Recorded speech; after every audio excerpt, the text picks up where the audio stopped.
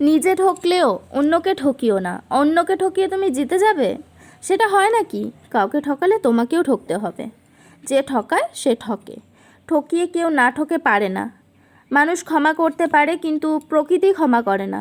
তার নিজস্ব নীতি আছে, যেটুকু ভেজাবে ততটুকু ভিজবে। কারো সুখ শান্তি কেড়ে নিয়ে স্বপ্ন ভেঙে দিয়ে কেউ আত্মিক প্রশান্তি নিশ্চিত করতে পারেনি। তুমি আজ ঠকালে তুমি কাল ঠকবে। পাপের এক ভাগ পৃথিবীতেই ভোগ করে যেতে হবে। কাউকে ঠকিয়ে কেউ মাপ পায় না, আর কখনো পায়ও নি। দীর্ঘশ্বাসের গভীরতম ক্ষমতা। অভিশাপ বিনিময়বিহীন যায় না। কারো চোখের জলে যদি তোমার নাম লেখা থাকে, কারো বুক ভাঙায় যদি তোমার নাম লেখা থাকে, কারো বুক ভাঙায় যদি তোমার দায় থাকে, তবে তোমাকেও কাঁদতে হবে। সাময়িকের জন্য বিজয় মিছিল করতেই পারো, কিন্তু ধ্বংস ফেরাতে পারবে না। কারো যেটুকু ক্ষতি করেছো তার অধিক ক্ষত সারা জীবন ধরে তোমাকে বয়ে বেড়াতে হবে। প্রকৃতি বা নিয়তি প্রতিশোধ নিতে জানে, তাকে অনুরোধ জানাতে হয় না। মানুষকে ঠকিও না, কারো বিশ্বাসভঙ্গের কারণ হইও না। মানুষের অভিশাপের চেয়ে মানুষের চোখের জল থেকে ক্ষতির বড় অস্ত্র আর নেই। মানুষকে জিতিয়ে দাও, তবুও ধ্বংসের ফাঁদে পা দিও না। কারো ক্ষতি করে মেরুদণ্ড তুলে দাঁড়াতে পারবে না, হিসেব মেটাতেই হবে। কারো দুর্বলতা জেনে সুযোগ নিও না।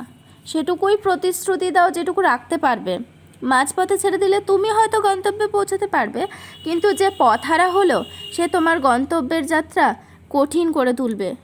যে অধিকার হারা হয় কিংবা প্রাপ্য থেকে বঞ্চিত হয়, সে যখন দীর্ঘশ্বাস ছাড়ে তখন তা মিস টার্গেট হয় না। মানুষের আস্থা বিশ্বাস ভঙ্গ করার মতো বড় পাপ আর নেই। স্বপ্ন স্বাদ ধ্বংস করার মতো বড় অন্যায় নেই। ক্ষমতা পেয়ে সুযোগ বুঝে যদি কাউকে ঠকাও, তবে নিয়তি তার প্রতিশোধ অচিরে অবশ্যই নেবে। অতীতের অন্যায়ের জন্য অনুশোচনা করো।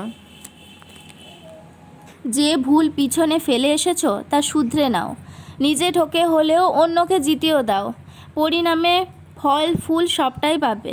কাউকে ঠকালে তিনি ধাক্কা সামলে উঠবেন, কিন্তু এর প্রতিশোধে তোমাকে যে খেসারত দিতে হবে তা বোধহয় সামলাতে পারবে না।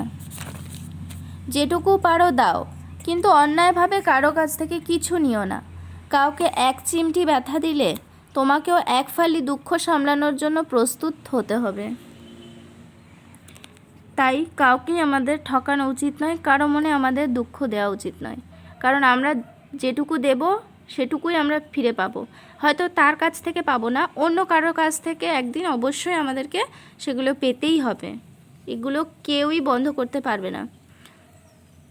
নিয়তি এগুলো আমাদেরকে ফেরত দেবে। আমরা যেমন করব তেমনই ফল পাবো আমরা। তাই কারো মনে আমাদের দুঃখ কষ্ট দেওয়া উচিত নয়।